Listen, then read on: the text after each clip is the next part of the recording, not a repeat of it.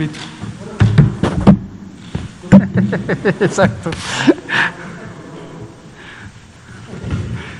Les manda saludos todos mis compañeros y compañeras.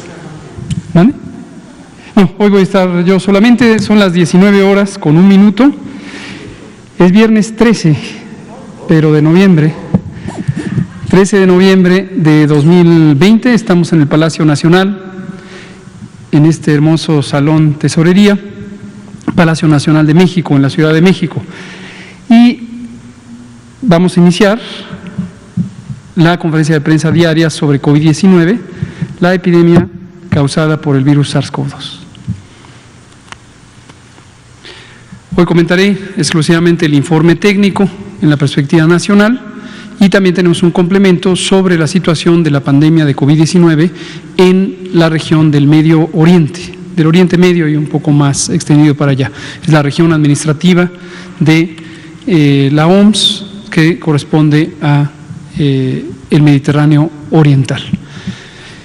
Veremos, como en otras ocasiones, es útil comparar lo que está ocurriendo en otros países con el propósito fundamental de entender de manera más amplia la realidad mexicana, la realidad de la epidemia en México y tener claro que no estamos solos en el mundo y que en distintos países del mundo se presentan distintos momentos epidémicos. Aquí una de las cosas que hemos comentado a lo largo ya de muchas sesiones, de muchos meses, es esta diversidad de presentación de las curvas epidémicas. Retomaremos sobre lo que es una curva epidémica para la persona que no haya participado como audiencia en estas conferencias de prensa, que identifique lo que representan estas líneas y estas curvas y estas columnas que presentamos todos los días. Empecemos.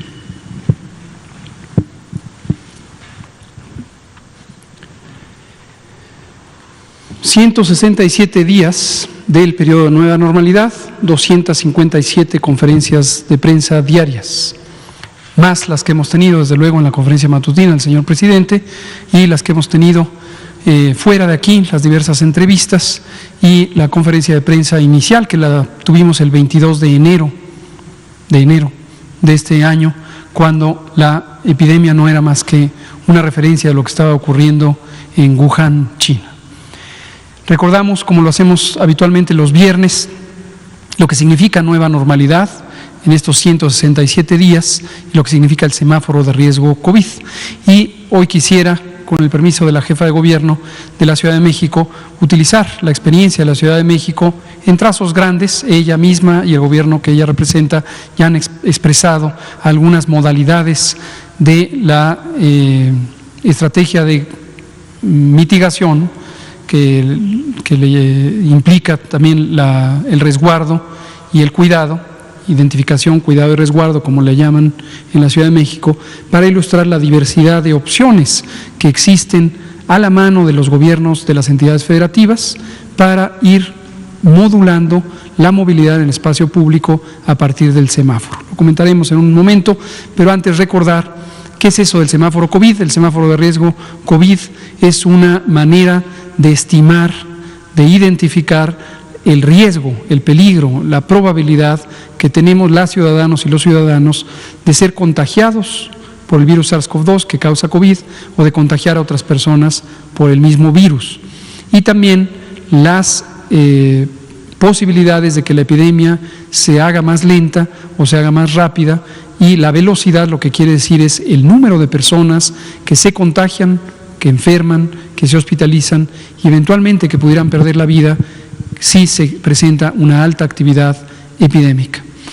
¿Por qué 167 días? Esto es un recordatorio, sé que ustedes lo han oído innumerables ocasiones y la mayoría de la audiencia, porque del 23 de marzo y hasta el 30 de mayo utilizamos un solo mecanismo sincrónico, simultáneo, de mitigación en todo el país. Mitigación quiere decir la reducción de riesgos a partir de una estrategia general definida desde hace mucho tiempo en diversos manuales y documentos técnicos amparados científicamente por la Organización Mundial de la Salud y múltiples agencias de salud pública de los países del mundo, y consiste fundamentalmente en evitar la cercanía entre personas.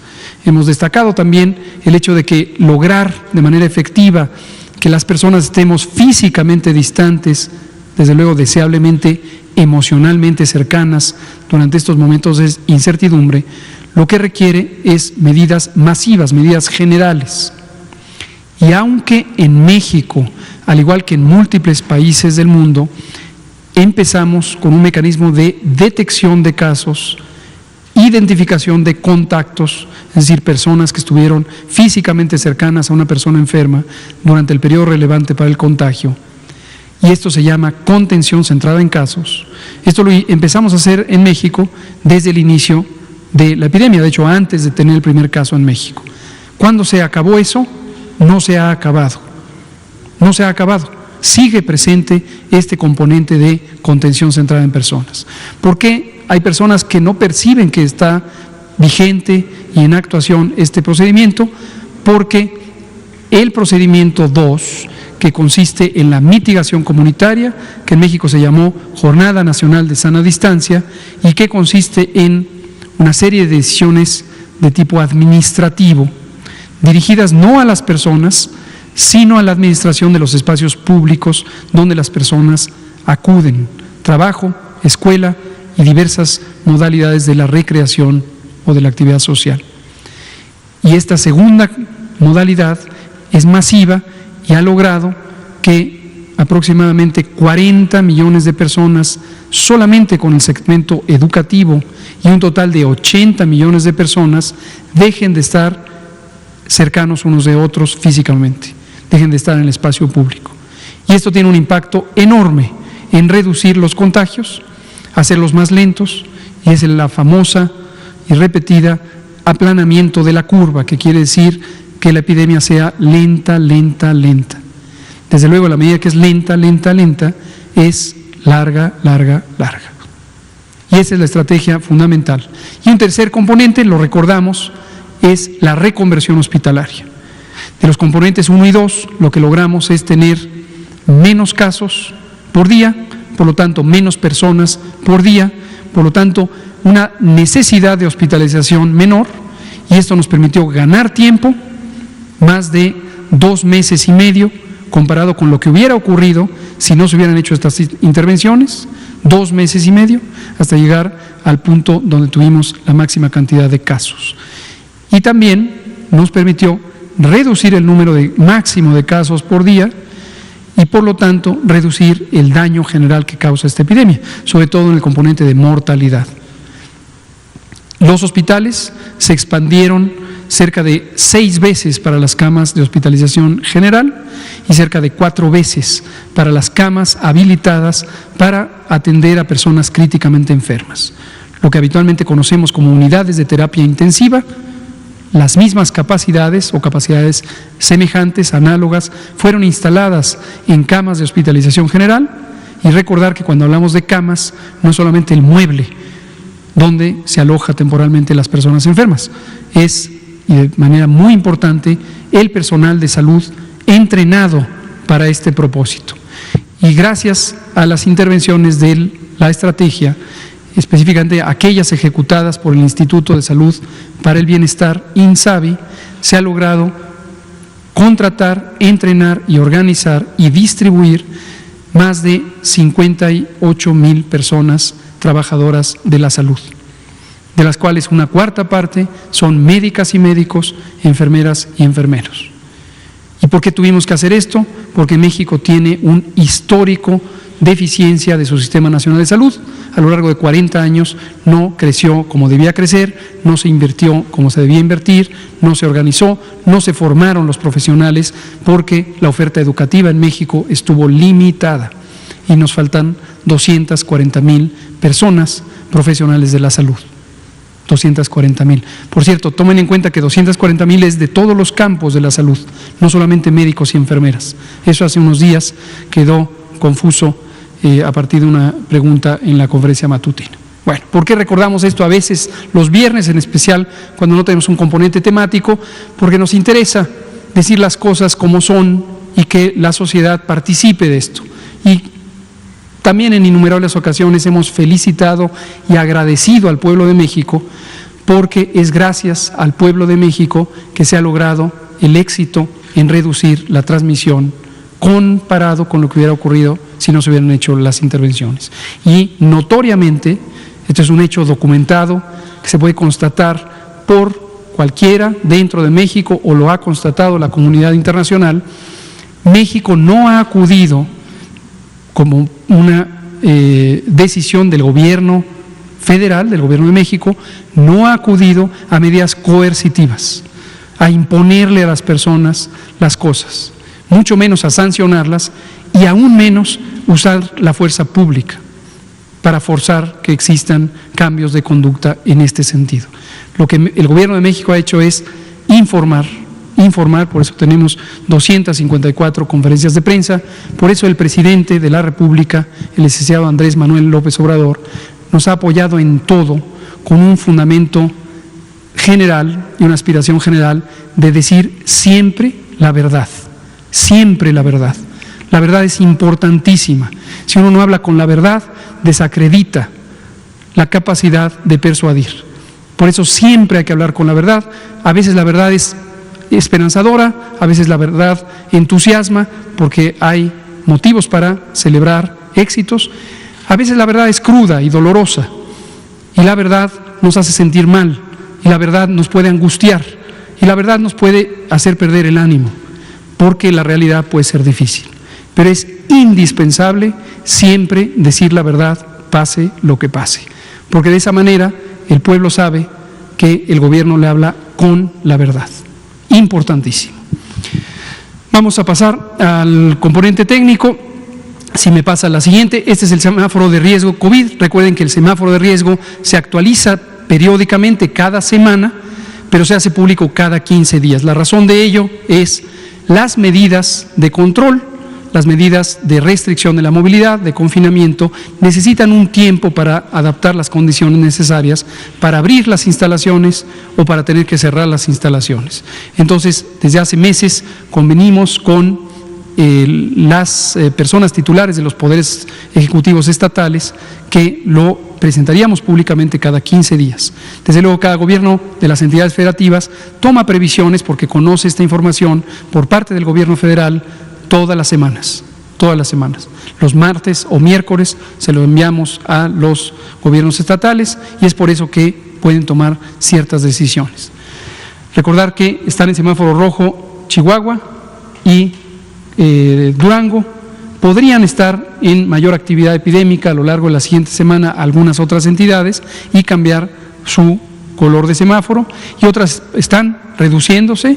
Todavía 20 entidades federativas tienen una curva epidémica a la baja, como lo presenté el martes reciente, y eso es muy esperanzador porque en la mayoría del territorio nacional la epidemia va a la baja. Pero sépase que en algunos estados, sobre todo de este conglomerado centro-norte, no está todavía a la baja. Pero están tomando acciones, han cambiado la táctica, la operación de control y se está logrando ya cambios positivos en reducir los contagios. Lo veremos ahorita con la ocupación hospitalaria de algunas entidades federativas. La siguiente.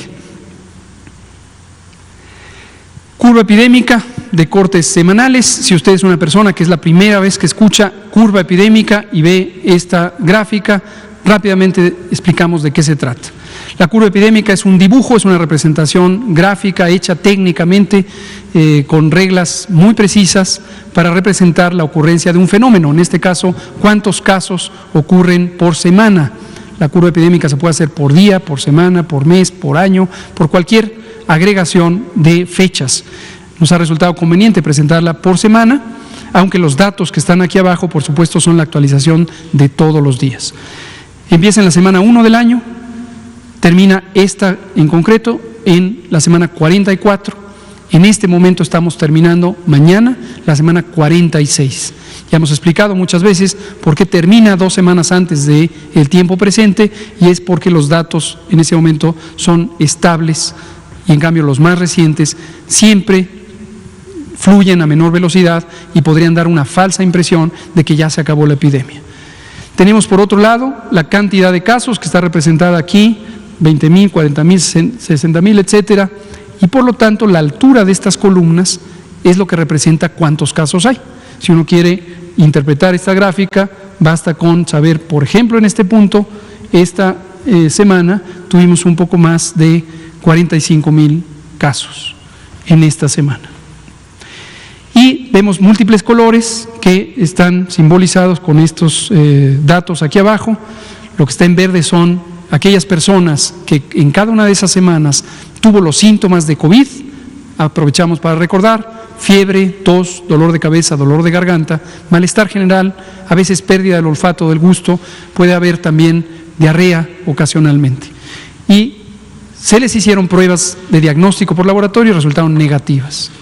Aquí abajo lo mismo, pero quienes resultaron positivos, y en medio este color gris y el color negro son personas a quienes, teniendo los síntomas de COVID, se les estudió médicamente hablando, se les consideró en la estadística que nos permite reconocer el rumbo de la epidemia en el país, pero no tienen una comprobación por laboratorio. Y existen criterios documentados en los manuales de vigilancia epidemiológica en México para que esas personas se puedan considerar como casos COVID si tienen cercanía con una persona que tuvo COVID en el tiempo razonable, o en su momento, analizando su expediente clínico, sean dictaminadas y se decida si tuvieron o no COVID de acuerdo a un criterio técnico razonado, analizando la información. Por último, en esta gráfica lo que tenemos es esta línea que está aquí arriba, de color anaranjado, que empezó a aumentar, se interpreta igual, entre más alta está esta línea, pero ahora se interpreta aquí, es el porcentaje de positividad. Esto es de cada 100 personas con los síntomas de COVID, fiebre, tos, dolor de cabeza, dolor de garganta, que quienes se les hizo una prueba de laboratorio, ¿cuántas resultaron positivas? De cada 100, ¿cuántas? Y aquí tenemos que llegamos a un punto máximo en la semana 26 y 27 del año, que son las 2 primeras semanas de julio, y llegamos a un poco más del 50%, la mitad de las personas que tenían los síntomas, si se les estudiaba por laboratorio, tenían el virus SARS-CoV-2. Y posteriormente empezó a bajar, y cuando tuvimos a partir de la primera semana de octubre, la semana 40, un aumento en el número de casos, también aumentó la positividad. Aquí está, para la semana 40, cuántas personas de cada 100 tuvieron positividad a este virus. ¿Por qué es importante este indicador? Porque en la medida en que exista una participación más amplia del virus SARS-CoV-2 que causa COVID en el conjunto de personas que tienen enfermedades respiratorias infecciosas, habla de una mayor actividad epidémica. Y recuerden también, que esto ha sido a veces motivo de especulación en las redes sociales, que la cifra no se puede comparar entre países. He visto gente que opina que qué barbaridad, México tiene 39 y hay países que tienen 2%. No se puede comparar. ¿Por qué razón? Porque los métodos de realización de pruebas, las reglas que operan para a quienes se les hacen pruebas, son muy distintas entre países. En México hacemos pruebas a personas que tienen síntomas. En otros países hacen indiscriminadamente pruebas a ver quién resulta positivo, tenga o no tenga síntomas. Y hemos comentado también extensamente las razones de ello y las diferencias de esta política entre países. La siguiente, por favor. En esta otra gráfica, que es la siguiente, es la misma idea, es una curva epidémica, solo que ahora en vez de columnas lo tenemos en estas líneas, son las mismas semanas de la 1 a la 44 y aquí se interpreta el número de casos, pero ahora son los casos que se estima existen. Y cuando hablamos de los que se estima que existen, es no solamente los que ya fueron demostrados por laboratorio, sino aquellos que tienen los síntomas y conviene considerarlos como casos de COVID hasta que demuestren lo contrario. Y se considera cuántos pudieran haber sido positivos precisamente por ese porcentaje de positividad. Noten que son más casos los estimados, ahí dice estimados, que los casos confirmados. Lo que nos lleva a pensar que hemos tenido 1.156.697 personas hasta la semana 44 que habían tenido COVID y 4% de ellas, que son 50.552 casos, tenían enfermedad activa. Aquí aprovecho para decir algo que he dicho también muchas veces, quizá no va a haber un cambio de conducta en la información pública al respecto, no me refiero a la nuestra, sino a la que ustedes registran en sus medios de comunicación, que es, si seguimos contando casos, siempre va a haber más casos, siempre va a ser más casos. Pero el significado, yo pregunto a quien lee la prensa, quien escucha el radio, quien escucha la tele, quien escribe las notas, ¿qué quiere comunicar? ¿Qué quiere decir que se sumen los casos y se sumen los casos y se sumen los casos? La persona que estuvo enferma en la tercera semana de febrero y afortunadamente, como ocurre en 80% de los casos de enfermedad, ya se recuperó, ¿sigue siendo relevante en términos de la epidemia hoy? No, porque ya no es una persona enferma, afortunadamente. Quien desafortunadamente perdió la vida tampoco es ya una persona enferma, aunque muy lamentablemente la razón es que falleció. Pero hemos explicado esto y sin embargo parece que la afición sigue siendo sumar casos y sumar casos y sumar casos. No tiene mucha importancia, excepto porque persistentemente confunde a la audiencia en un sentido. Se piensa que sigue avanzando la epidemia y se pierde la noción de que la epidemia es cambiante, de que hay momentos en donde la epidemia va aumentando y esto significa una condición de mayor riesgo. Hay momentos en que la epidemia va disminuyendo y eso es una buena noticia porque disminuye el riesgo. Y al disminuir el riesgo es posible reducir el confinamiento y recuperar ciertas actividades sociales y facilitar la protección de la economía, sobre todo de la economía popular. Entonces, en esto que aparece todos los días en casi todos los medios de comunicación, que es una suma de casos, siempre va a haber más casos. A veces algunos medios en sus titulares dicen cifras récords, se alcanzó un máximo. Por supuesto, cualquier fenómeno que acumulemos siempre va a haber un récord. Pero el significado respecto a lo que es relevante para usted se está quedando oculto detrás. Por eso es importante que de cuando en cuando le recordemos al pueblo, que es para quien es esta conferencia de prensa, cómo se interpreta científicamente la información epidemiológica. Y aquí tenemos una noticia relevante. Dijimos desde las primeras semanas de octubre, últimas semanas de septiembre, empezó a aumentar la intensidad epidémica y quizá algunos todavía recuerdan que esto lo veníamos diciendo desde marzo, cuando dijimos preparémonos para una epidemia larga, muchos meses, y dijimos llegaremos al mes de octubre, y también dijimos, y cuando lleguemos a octubre, independientemente de qué estado guarde la epidemia, vamos a tener mayor actividad. La predicción se cumplió y tuvimos mayor actividad y hemos estado enfrentando estos fenómenos genéricamente llamados rebrotes o repuntes o cambios de tendencia o exacerbaciones. Lo relevante para usted es que significa que en el sitio donde usted vive, si existe este repunte, existe este rebrote, usted tiene que tener mayor conciencia de que está en mayor riesgo. Si en cambio usted vive en una zona, por ejemplo el estado de Campeche, en donde se está disminuyendo la intensidad epidémica y no hay rebrote, como afortunadamente ocurre en 20 de las 32 entidades federativas, entonces se va a poder reactivar la economía reduciendo el confinamiento. Y por último, lo que es relevante para esta semana 44, estamos viviendo la 46, reportamos la 44, es que se redujo nuevamente la epidemia. Pero esto es un cambio semanal y no debe interpretarse como un cambio permanente. Puede ser que en la semana 45, que empezaremos a informar a partir del próximo domingo, 14 de noviembre, cambie la tendencia. Hay que estar vigilando esto también diariamente y por eso informamos diariamente. La siguiente, por favor. Y aquí está la parte triste, la más triste de la epidemia, que es las defunciones, la mortalidad. La interpretación del gráfico es la misma, empezó en la semana 1 del año, 1 de enero, termina esta gráfica en la semana 44, aunque no traiga la etiqueta ahí, y aquí es igual los números, pero son defunciones.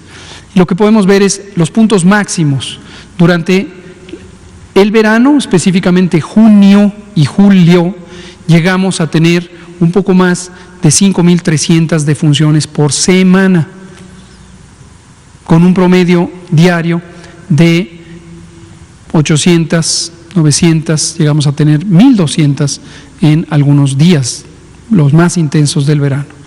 Y ahorita estamos teniendo un promedio de 400, 500 en algunos días, particularmente los jueves y viernes se registran hasta más de 600. Y lo que podemos ver en la perspectiva es que desde la semana 27-28, aquí están, llegamos a ese punto máximo, y en la segunda quincena de julio y la primera día de agosto también empezamos a ver una reducción en el número diario y por lo tanto semanal de defunciones. Todas, absolutamente todas, muy lamentables. Llegamos a un punto hasta la semana 41, que es la segunda semana de octubre, y esta reducción se interrumpió y empezó un crecimiento. Y lo hemos tenido por 3 semanas, la 42, la 43 y la 44, y en este momento cerramos casi, mañana se cierra la semana 44, con un incremento de más 3. Podría ser que mañana sea más 4. Y si comparamos este punto con este punto, es decir, las dos fechas en donde tuvimos la máxima actividad epidémica, a mitad de junio y el final de septiembre, tuvimos una reducción de 45%, poco menos de la mitad. Llegamos a tener 5.322 defunciones por semana y cerramos en la semana 44 ahora con 2.902 en este punto. Todas las defunciones son lamentables y aquí aprovecho para recordar algo que es importante para usted. COVID-19, la enfermedad causada por el virus SARS-CoV-2, es una enfermedad que puede causar la muerte, no hay duda. Es una enfermedad que puede ser grave y puede llevarle al hospital por varias semanas. Afortunadamente, la enorme mayoría de personas afectadas por el virus SARS-CoV-2 se recuperan espontáneamente y tienen una enfermedad que se maneja en casa porque simplemente hay que esperar 10 a 14 días. Pero las personas que tienen, y usted podría ser una de ellas, que tienen 60 o más años de edad, o bien, independientemente de su edad, tienen obesidad, sobrepeso, hipertensión, la presión arterial alta, diabetes mellitus, o tienen enfermedad pulmonar o cardíaca crónica, o viven con VIH, o padecen algún tipo de cáncer, o algún medicamento les causa inmunosupresión. Si usted está en una situación como esa y presenta fiebre, tos, dolor de cabeza, dolor de garganta, malestar general, es muy, pero muy recomendable que usted piense que tiene COVID-19. Que usted no se espere a que le hagan una prueba para ver si tiene COVID-19. Que usted no esté en búsqueda de una prueba de laboratorio. Que lo que usted esté en búsqueda es de atención médica. Edad de mayor de 60 años, 60 y más, enfermedades crónicas, los síntomas de COVID, busque atención médica. Y las unidades de atención del sistema público de salud le pueden brindar esta atención, independientemente de que también hay privadas, pero es importante que lo haga muy pronto. ¿Cuánto es muy pronto? No se espere 2 días. Al día siguiente de que tenga estos síntomas, vaya. Si estos síntomas le aquejan a las 2 de la madrugada, quizá no es indispensable que vaya en ese momento, pero en cuanto amanezca, vaya, aunque ya no tenga fiebre, aunque se sienta mejor, porque le van a evaluar a ver si tiene o no la forma grave de COVID, las complicaciones de COVID. Y si las tiene, se va a poder hacer intervenciones médicas para salvarle la vida. Pero si las tiene y no se hace algo, porque usted no fue a evaluarse, entonces corre riesgo de que se complique y también de que ya no se pueda hacer algo. Muy, muy importante. Y acá aclaro un punto, que cada vez que decimos esto como un mensaje de promoción de la salud, algunos medios aficionados a distorsionar la información, la nota que sacan es: culpan a las personas de la mortalidad. Hace tiempo que ya no nos referíamos a la conducta de los profesionales de la comunicación, a los medios de comunicación, pero hoy lo vuelvo a hacer.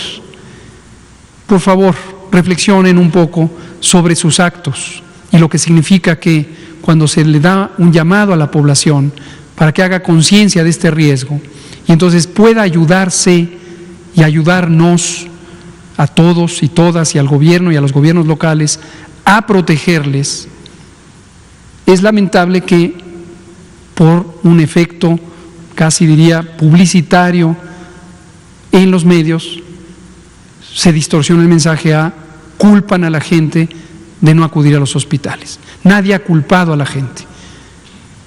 Tenemos un pueblo muy diverso, con distintos grados de información y de conocimiento de la realidad nacional. Y lo que debemos hacer es ayudar solidariamente, generosamente, a que todas y todos tengamos este mensaje, se difunda este mensaje. Ayudemos al vecino, ayudemos al otro, lo conozcamos o no lo conozcamos. Vuelvo a hacer un exhorto, hoy que es viernes 13 de noviembre de 2020, a todas aquellas personas que participan en la actividad de comunicación, reporteros y reporteras, editores y editoras, dueños y dueñas de los medios de comunicación, a que ayuden durante esta crisis de salud a los otros, a sus congéneres. Podrían ser ustedes. Ayudémonos, por favor. Han perdido la vida desafortunadamente 97.624 personas y cada una de ellas deja un vacío. Y lamentamos que cada una de ellas haya perdido la vida. Tratémoslas con respeto, tratémoslas como personas que fueron y que quedan en la memoria. No las tratemos como números nada más. Nosotros compilamos números para informar sobre lo que está ocurriendo en la población mexicana. Y es útil saber que esto existe y decirlo transparentemente. Si esto se simplifica, se trivializa a un número que aparezca en las primeras planas como cifra récord, con el propósito de quizá llamar la atención, quizá ganar más de la venta de los periódicos o de lo que le pueden cobrar a los que se anuncian en su medio, si ese es el propósito, pues síganlo haciendo. Pero ojalá tengan un poquito más de respeto por las personas que han fallecido. La siguiente, por favor. Terminamos con el informe de ocupación hospitalaria y recordamos también nuevamente la importancia de tener camas de hospital disponibles. Ya hemos dicho que son camas de hospital, eso incluye el personal de salud, el equipo, los ventiladores mecánicos, los medicamentos, los insumos, las bombas que perfunden las soluciones parenterales, etcétera.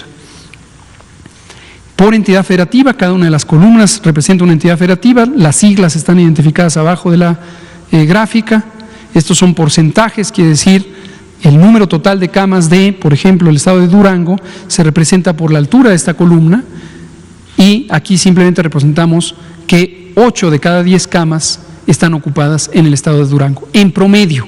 Puede haber un hospital en particular que esté completamente lleno y puede haber un hospital en el propio estado de Durango que esté quizá no completamente vacío, pero menos lleno.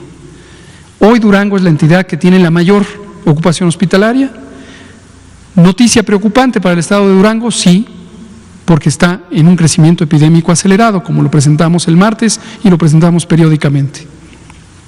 Comparativamente, noticia positiva para Chihuahua, ya no es el estado que tiene la mayor ocupación hospitalaria, ha logrado reconvertir no solamente los servicios estatales de salud de Chihuahua, sino las instituciones federales en Chihuahua. La principal, el Instituto Mexicano del Seguro Social, es la principal institución que en el territorio chihuahuense ofrece servicios de salud. Y gracias a los esfuerzos del Seguro Social se hizo una amplia reconversión hospitalaria.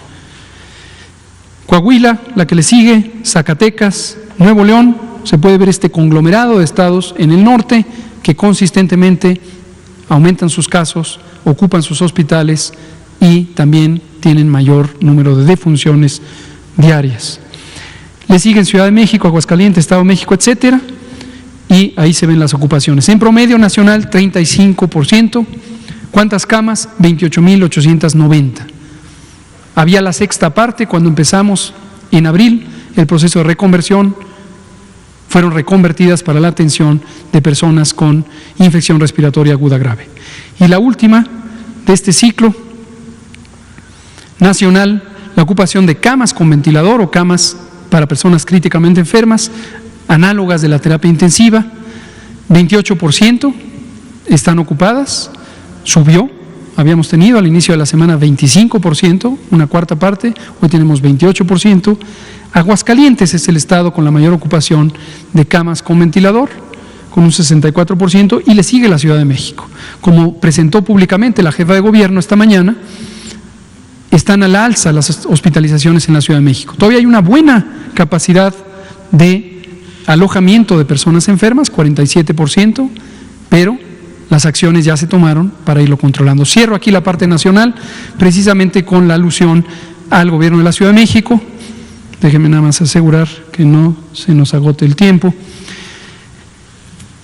La doctora Claudia Sheinbaum, la quiero felicitar a nombre de todo el Grupo Federal, porque ha hecho un excelente trabajo de vigilancia personal con su secretaria de Salud, la doctora Oliva López Arellano. Han estado muy al pendiente de lo que está ocurriendo con COVID-19 en la Ciudad de México. Recordemos, lo hemos dicho muchas veces, la Ciudad de México es la zona más compleja del país de controlarse, porque conjuntamente con la zona conurbada en el Estado de México, tiene la mayor concentración, casi la cuarta parte de la población del país está aquí. Y además es una zona de mucha movilidad y de mucha densidad. La cantidad de personas por kilómetro cuadrado es mayor que en cualquier otra parte del país. Y estos tres elementos, la cantidad de personas, la densidad de personas y la movilidad de personas, son las variables que determinan la persistencia de la epidemia. A pesar de eso, durante ya 4 meses se ha logrado estabilidad de la epidemia. Y cuando ha habido un incremento en la actividad epidémica, medida por el número de casos, hospitalizaciones o defunciones, el gobierno de la Ciudad de México toma acción inmediata y, por cierto, de manera muy creativa, y encuentra los mecanismos para compensar esa movilidad, reducirla, pero además conservar la actividad económica. Y se ha logrado recuperación económica en la Ciudad de México, a pesar de que se ha logrado un control epidémico. Y también con toda apertura, claridad, honestidad y honrando la verdad, la doctora Sheinbaum sale públicamente todos los viernes y dice: esta es la situación y vamos a tener que hacer estas adaptaciones. Y hoy anunció ampliaciones al programa de identificación, cuidado y resguardo, que nos van a permitir que en la Ciudad de México sea aún más efectivo el trabajo comunitario que había empezado también hace 4 meses y lo presentó aquí mismo la doctora Oliva López Arellano y la propia doctora Sheinbaum, con la ampliación de la capacidad de detección de casos en la comunidad. Recordarán que anunciamos que habíamos evaluado las pruebas antigénicas hace unos pocos días. Recuerdo que Araceli Aranday preguntó ¿cuándo las van a empezar a usar? Pues ya. Entonces la Ciudad de México va a empezar a usar las pruebas antigénicas de una manera más amplia y también muy respetuosamente, y también por eso felicito al gobierno de la Ciudad de México, se esperó a que la entidad que tiene el mandato legal de evaluación para vigilancia epidemiológica, que es la Dirección General de Epidemiología del Gobierno de México, terminara el proceso de evaluación de las pruebas antigénicas. Mismo que ya presentamos aquí el viernes pasado, informe que ya está público en el sitio coronavirus.gov.mx y que fue enviado a los 32 estados de la República. Entonces, bien por las actividades que está haciendo la doctora Sheinbaum, la doctora Oliva López Arellano, el gobierno de la Ciudad de México. Y vamos a ver los resultados. Apelamos nuevamente a la conciencia del pueblo para que identifiquen cómo podemos contribuir todas y todos a la reducción de estos contagios. Termina el segmento nacional, vamos a pasar mucho más rápidamente a la parte internacional con el componente específico del Mediterráneo Oriental. Esta es la parte que está al oriente de Europa, en el continente asiático, y tenemos aquí la curva epidémica general para la región. Lo que podemos ver es este inicio al mismo tiempo que México, al final de febrero, en esa región empezó. Tenemos, igual que México, en el verano, el momento de exacerbación epidémica, es decir, de mayor actividad. Igual que México, aunque un poquito antes, la reducción de la epidemia hacia el mes de agosto, ellos empezaron a reducir aproximadamente un mes antes, se redujo toda la región y después, igual que México, empezó a incrementarse. Y también igual que los países europeos occidentales. Fenómeno general, fenómeno predecible del hemisferio norte. Y tenemos este incremento ahorita y tenemos que la cantidad máxima de casos alcanzada al inicio de noviembre supera la cantidad máxima de la primera oleada epidémica. Aquí aprovecho para comentarles que esto se conoce científicamente en la historia de las epidemias. La epidemia o pandemia de influenza H1N1, no la de 2009, aunque también esa, sino la de 1918 y la de 1957, tuvieron este mismo patrón. La primera oleada fue más pequeña, oleada le llamamos en un lenguaje vernáculo, ligero, no técnico, a un primer ciclo epidémico, y la segunda es más grande que la primera. Así se comportan las pandemias, así se comportan las enfermedades infecciosas emergentes, por múltiples razones que si quieren un día podemos abordar. La siguiente. Vámonos con algunos, no todos los países de la región, identificaremos su bandera, su nombre oficial registrado en el Sistema de Naciones Unidas, y todo esto son casos diarios confirmados por millón de habitantes. Todas las gráficas que veremos a continuación son por millón de habitantes. ¿Cuál es la importancia de ello? Que podemos comparar. Hay un país que tiene 8 millones de habitantes, hay otro que tiene 90 millones de habitantes. Si comparáramos el número de casos, es obvio que en el primer país hay menos casos que en el segundo. Pero si lo que queremos ver es la intensidad de la epidemia, usamos esta medida, que son casos por millón de habitantes, que se llama incidencia. Concentrémonos, no tanto en la intensidad, por supuesto quien quiera hacerlo, véalo aquí, de casos por millón de habitantes, y si quiere compararlo con México, hágalo, es un buen ejercicio, pero lo que quiero representar en este breve recorrido es la diversidad de curvas epidémicas. Cómo se llega a un primer pico, como en el caso de Arabia Saudita, desciende un segundo pico, desciende un tercer pico, desciende y en este momento tiene una actividad reducida, no cero. Vean que este es el punto cero, todavía tiene actividad. ¿Podría haber un tercer rebrote? Sí, sí puede haberlo. También aquí, un poco recordando la trayectoria de información de esta epidemia, recuerdan que allá por abril y mayo, cuando empezaron a existir los incrementos rápidos en el número de casos, hubo personas, este mismo grupo que se ha ido obsesionando con cada tema, que estaban muy angustiados porque como en la conferencia del Gobierno de México hablábamos de los múltiples picos y se parodiaba, por supuesto hasta memes existieron sobre los múltiples picos del doctor Gatell. Ocurre, así funciona la epidemiología, así funciona la epidemia, puede tener esta diversidad.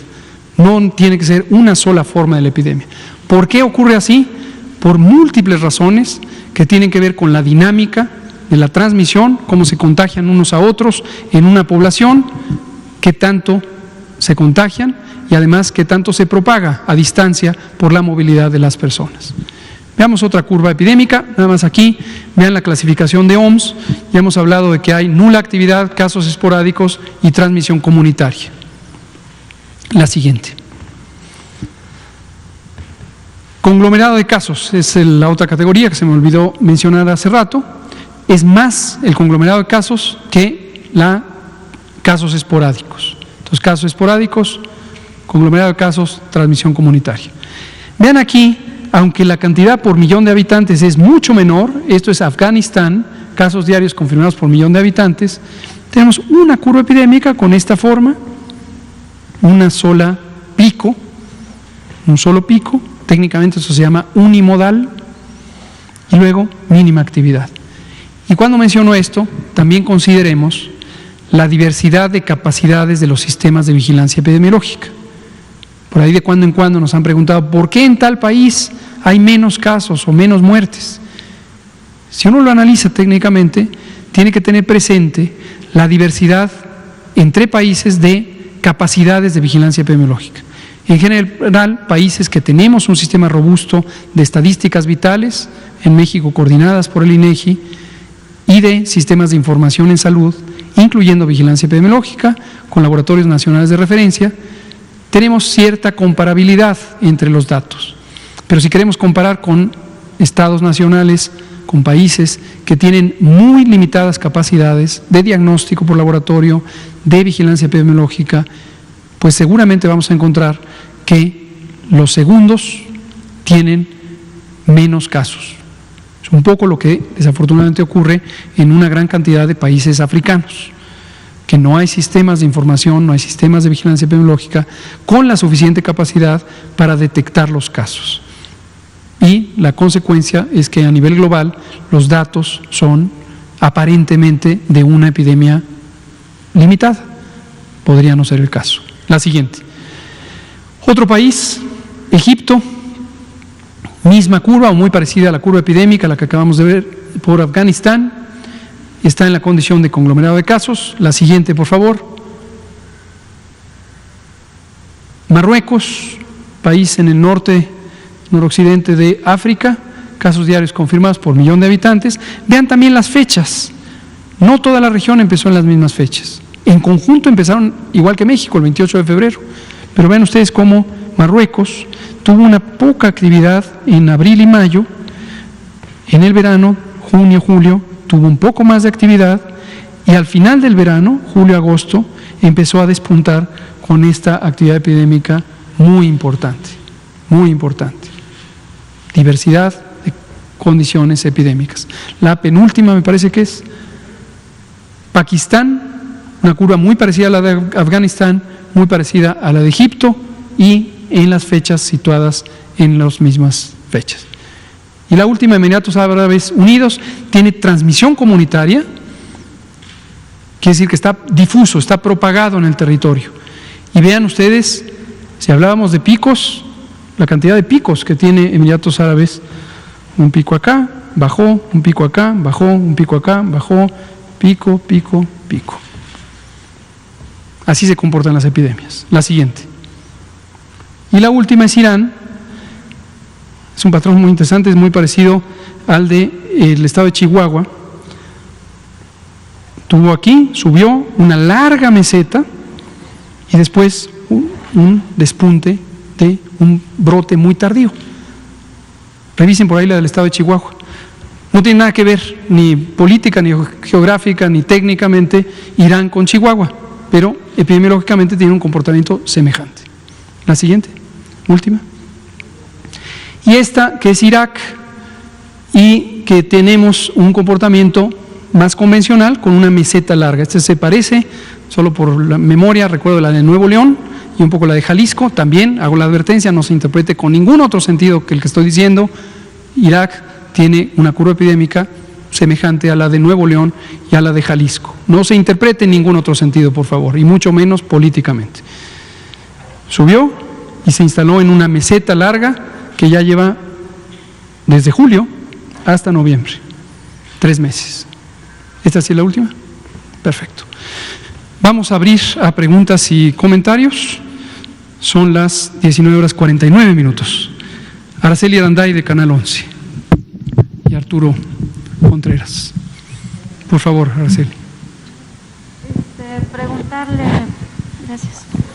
Preguntarle si nos puede comentar sobre el inicio de la fase 3 de la vacuna COVID que hoy arrancó en el Instituto Nacional de Ciencias Médicas y Nutrición Salvador Subirán. ¿A cuántas personas se le aplicaron la vacuna? Si es personal médico, si fueron voluntarios, si se dejó entrar a la gente que estaba afuera, que llegó para ser voluntarios de esta prueba, y saber los pormenores, cuándo se tendrán los resultados. Habían comentado que eran 100 al día. Bueno, ¿cómo va a ser este proceso? Por su respuesta, gracias. Con mucho gusto. Los detalles específicos de qué pasó esta mañana, pues no los tengo.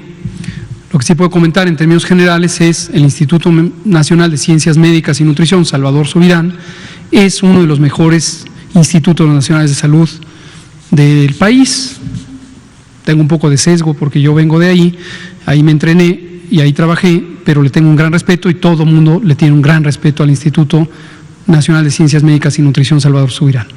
El equipo médico que está al frente de este estudio lo coordina el doctor Guillermo Miguel Ruiz Palacios y Santos, y el maestro Ruiz Palacios es un connotado infectólogo mexicano, fue en cierta manera el creador, después del maestro Ruilova, del departamento de infectología de este instituto, y ha sido un maestro muy reconocido en este campo de estudio. Tiene una amplia experiencia en investigación clínica en enfermedades infecciosas y en la conducción de ensayos clínicos. Fue premiado incluso en múltiples ocasiones por ser el investigador más talentoso de investigación clínica. Entonces confiamos en que el estudio va a ser muy bien conducido y además hay una noticia muy positiva que el doctor Ruiz Palacios efectivamente coordina toda la operación del ensayo clínico de la vacuna COVID de CanSino. Y aquí aprovecho para mencionar, hace unos pocos días me entrevistó Ángeles Cruz, reportera de La Jornada, y yo comentaba que en ese momento no teníamos una certidumbre sobre quién coordinaba la parte del estudio que se realiza por organismos privados. Hay una parte que realizan organismos privados. Pero después de una conversación que tuvimos con CanSino, con los representantes de CanSino en México, en la COFEPRIS, ayer jueves, nos corroboraron que el doctor Ruiz Palacios es el investigador principal de todo el estudio de la vacuna CanSino, lo cual nos da gran tranquilidad, sabemos que está en buenas manos este estudio. Las personas que son candidatas, el propio estudio se ha encargado de publicar los criterios y hacerlos del conocimiento de la población. En general hay un elemento que todo el mundo debe saber: personas mayores de 18 años son elegibles, no personas menores de 18 años. Eso es muy importante. Y lo segundo, alguien que ya tiene historia de haber padecido COVID-19 no es elegible para el estudio. Lo tercero que es muy importante que todo el mundo sepa es, no se trata ya de la vacunación. Hace unos pocos días, aquí mismo en Palacio Nacional, me preguntaba un colega que proviene de Guerrero si ya se había empezado a vacunar en Guerrero. No, por favor sépase que ningún estado de la República se está vacunando contra el COVID. Lo que se está haciendo es conducir un estudio clínico obligado para tener las características de la vacuna. Y cuando se tengan esas características, porque se haya analizado los datos del estudio, asumimos que los representantes de CanSino presentarán la información necesaria a COFEPRIS para que se analice la procedencia, uso los términos exactos de la Ley General de Salud, la procedencia de otorgarle un registro sanitario. Ese es en general lo que está ocurriendo. ¿Sabemos cuántos participaron el día de hoy? No tengo el dato, yo creo que se puede contactar ahí a la área de prensa del Instituto de Nutrición y saber cuánto se logró que hubiera hoy. Mañana serán otros, depende mucho de cómo fueron llegando, de qué tan rápido pasaron, etcétera. Y va a ir cambiando además. Si hoy fueron, vamos a decir, 40, a lo mejor mañana son 30 y pasado mañana son 70. Se contactó al área de prensa de este hospital, pero me comentaban que Salud era la que iba a vertir esta información. ¿Será así en este estudio y también en los demás? La información general, por supuesto. Esta es la conferencia de prensa COVID y es la conferencia de prensa del Gobierno de México. A lo que me refiero es que es como cuando nos preguntaban datos clínicos. Oiga, el paciente de la cama 4 nos dicen que tiene fiebre. Bueno, es una situación muy particular. Entonces, yo lo que les invito es a que vean la idea general de interés nacional y no tanto lo que esté ocurriendo en un día concreto, en una unidad clínica concreta. Pero con mucho gusto podemos pedirle a Nutrición que nos vaya pasando una fichita sobre el avance del estudio para que podamos comunicarlo aquí periódicamente. Muchas gracias, Araceli. Son las 19:55. Arturo Contreras, pie de página. Gracias, buenas noches, Arturo Contreras, de pie de página. La Agencia Digital de Innovación Pública de la Ciudad de México está anunciando un sistema de rastreo de casos vía QR en lugares cerrados, ¿no? Mucha gente llega a un lugar, le toman la temperatura y dice, bueno, ¿y esto a quién se lo mandan, no? ¿Cómo? Entonces, ¿sobre qué lineamientos deben de operar estos tipos de sistemas de rastreo? cómo se hace, ¿no? Y si otras entidades podrían como imitar esto. Y nos mencionan desde la audiencia que el supermercado Waldos, ¿no? Del Uno, que vendía todo a $1 al parecer hace unos años, está empezando a vender pruebas de COVID por $300 vía internet. Entonces no sé si puede hacer algún comentario sobre la eficacia de estas pruebas. Con mucho gusto. Sobre este mecanismo que es parte de este paquete innovador que ha emprendido la Ciudad de México, el gobierno de la Ciudad de México, se trata de lo siguiente: es una aplicación móvil, una aplicación de teléfono móvil, que mediante un código QR, quien ha salido a algunos establecimientos comerciales en estas semanas habrá visto, por ejemplo, los menús de los restaurantes e incluso las fondas, ahora ya no son en papel, sino que llega uno con el teléfono y pues los niños luego son mucho más hábiles en eso, le prenden uno el teléfono, lo ve y entonces se ve aquí. Eso lo que permite es detectar una señal externa. Quien es portador de un aparato de estos, al llegar al establecimiento comercial, va a escanear, registrar el código. Eso activa una aplicación móvil y obviamente hay que dar permiso. Esto es muy importante. Uno tiene que voluntariamente decir: acepto que esta aplicación identifique mi localización. Eso es súper importante, porque al hacerlo, lo que me permite es que automáticamente sea una especie de antena que me permite detectar si otras personas usuarias de un teléfono móvil que han escaneado el código QR en el establecimiento donde me encuentro quedan registrados. Y hay un mapa de proximidad. Y ojo, muy importante, sus datos personales están a salvo. Importantísimo saber esto. No sienta que se le va a espiar y que se le va a saber qué hace, a qué se dedica y a qué horas se duerme y a qué horas se despierta y otras actividades intermedias. No, sus datos van a ser confidenciales. Pero es como si los teléfonos se platicaran y entonces en un momento dado, si en el territorio de la Ciudad de México una persona presenta los síntomas de COVID y acude a los servicios de salud pública de la Ciudad de México para que le hagan la prueba, desde luego para que le evalúen médicamente, y resultara positivo a la prueba, se va a registrar en la aplicación móvil sin que se conozca la identidad de la persona, es decir, no se va a saber que esa persona tiene la enfermedad, pero los teléfonos móviles van a saber eso y el sistema va a poder registrar que en determinada fecha, sujeto 1 estuvo cerca de sujeto 2 cuando el sujeto 2 era contagiante. Toda la información permanece a buen resguardo por parte del gobierno de la Ciudad de México y le permite a los servicios de salud de la Ciudad de México actuar para identificar a los contactos. Es decir, tú no te das cuenta que en el restaurante estuvo esta persona. Y solamente a través de los servicios de salud pública de la Ciudad de México, insisto, la información privada está resguardada. Entonces, los servicios que tienen la competencia técnica para ello y el mandato legal para ello, le pueden contactar, como ha ocurrido ahorita con la aplicación de SMS, le pueden contactar para decirle: oiga, usted resulta que estuvo en tal fecha, en tal hora, cerca de una persona que pudo haber tenido COVID. ¿Para qué le van a contactar? ¿Para molestarle en su intimidad? Por supuesto que no, sino para decirle: ¿no será que usted tiene fiebre, tos, dolor de garganta? Sí, sí lo tengo. Bueno, usted es un caso sospechoso de COVID-19, le sugerimos que vaya a este lugar a evaluación médica. Ese es el propósito. Esta es una innovación tecnológica, y aquí aprovecho para felicitar no solo a la doctora Sheinbaum y a todo su equipo de salud, sino al maestro Eduardo Clark y José Merino, quienes trabajan directamente en la oficina de la doctora Sheinbaum en esta unidad de innovación tecnológica y han incorporado este elemento. Nosotros en el gobierno federal en algún momento se desarrolló una aplicación semejante, la tenemos de hecho, pero por razones varias decidimos este componente no activarlo, porque desde el gobierno federal nosotros no tenemos un alcance para el seguimiento de cada persona. Esa es una responsabilidad legal y técnica de los gobiernos estatales. Recuerden que eso lo decimos también muy seguido. La Ley General de Salud contempla Autoridad Sanitaria Nacional y autoridad sanitaria o federal y autoridad local. Entonces, como nosotros no tenemos ni esa atribución legal, ni los servicios necesarios para ese acercamiento, consideramos que no era procedente que en el gobierno federal se activara un instrumento de esta naturaleza.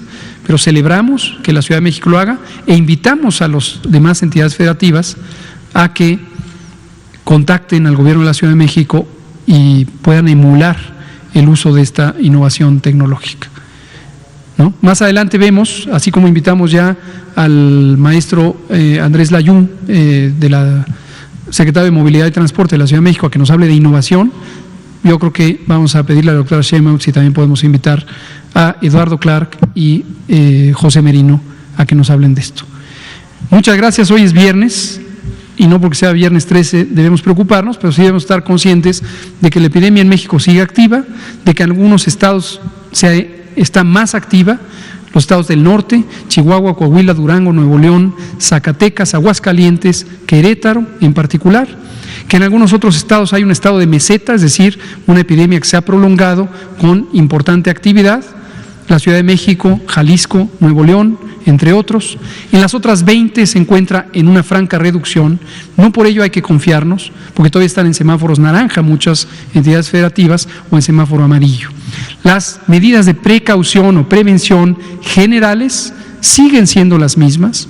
Hasta hoy no existe una vacuna en ninguna parte del mundo contra el COVID. Hasta hoy no existe un tratamiento específico contra el COVID, excepto la dexametasona en dosis bajas para personas que están críticamente enfermas.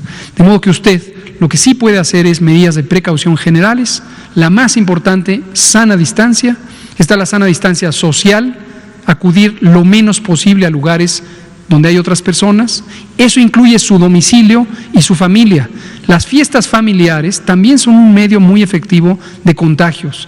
Y aunque usted los vea amigables a todas y todos, porque son su familia, pueden contagiarle o usted puede contagiarles. Tratemos de abstenernos de hacer fiestas hasta que disminuya la actividad epidémica. Entonces, sana distancia individual, no nos acerquemos a otras personas a menos de 1,5 metros, mantengámonos a distancia.